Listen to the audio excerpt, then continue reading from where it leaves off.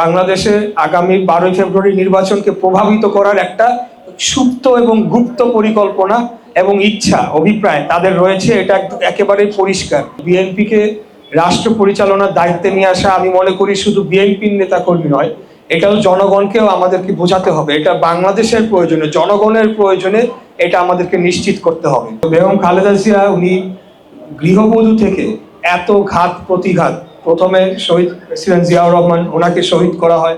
তার আগে মুক্তিযুদ্ধের সময় ওনাকে অবরুদ্ধ করে রাখা হচ্ছিল ক্যান্টনমেন্টে, 2 সন্তান সহ।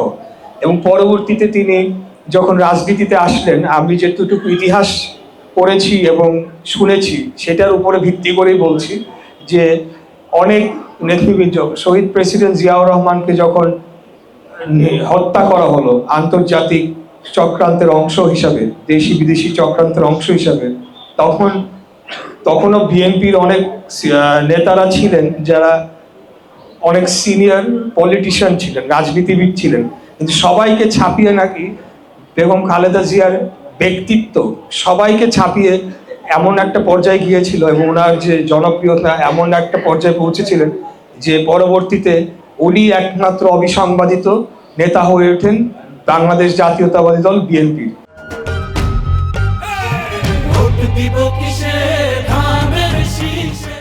তো এটা সত্যি একটা আসলে আমাদের জন্য অনুকরণীয় তো বটেই, আমাদের জন্য গর্ব হওয়ারও বিষয়। বিশেষ করে নারীদের উদ্দেশ্যে বলতে চাই যে ওনার যে অবদানটা উনি রেখে গিয়েছেন, তার মাধ্যমে নারী নেতৃত্বকে একটা সম্মানের জায়গায় তিনি নিয়ে গিয়েছিলেন।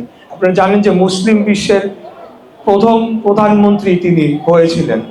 হ্যাঁ, তো এটা একটা আমাদের জন্য নিঃসন্দেহে গর্বের বিষয় এবং আমরা মহান আল্লাহ তাআলার কাছে দোয়া করি যাতে ওনার এত ত্যাগ, এত অবদান এবং এত কোটি মানুষের যে হাত উঠেছে ওনার জন্য দোয়ার, বিশেষ করে ওনার জানাজায় আমরা দেখেছি লক্ষ লক্ষ লক্ষ মানুষ ওই জানাজায় উপস্থিত ছিলেন, যে কারো না কারো হাতের দোয়া মহান আল্লাহ তাআলা কবুল করে ওনাকে যাতে জান্নাতের সর্বোচ্চ স্থানে আসীন করেন সেই দোয়া আমরা করি।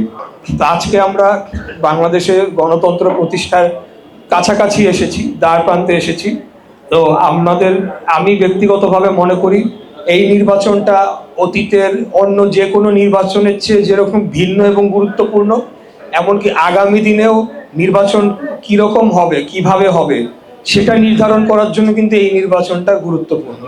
এই নির্বাচনটা যদি আমরা সুষ্ঠু, সঠিক, শান্তিপূর্ণভাবে প্রতিষ্ঠা করতে পারি এবং শান্তিপূর্ণ উপায়ে রাষ্ট্র পরিচালনার দায়িত্বভার অথবা ক্ষমতার হস্তান্তরের প্রক্রিয়া নিশ্চিত করতে পারি, তাহলে কিন্তু আগামী নির্বাচনগুলো আমরা যে কারণে লড়াই করেছি, যে একটা গণতান্ত্রিক বাংলাদেশ প্রতিষ্ঠার জন্য, যেই বাংলাদেশে প্রত্যেক 5 বছর পর পর ভোটাররা ভোট দিয়ে সরাসরি তাদের জনপ্রতিনিধি নির্বাচিত করার মাধ্যমে বাংলাদেশ রাষ্ট্র পরিচালনার দায়িত্বভার তাদের নির্বাচিত জনপ্রতিনিধিকে দিবে, এই জিনিসটা প্রতিষ্ঠা পাওয়ার জন্য আগামী নির্বাচনটা সুষ্ঠুভাবে সম্পন্ন হওয়া অত্যন্ত জরুরি।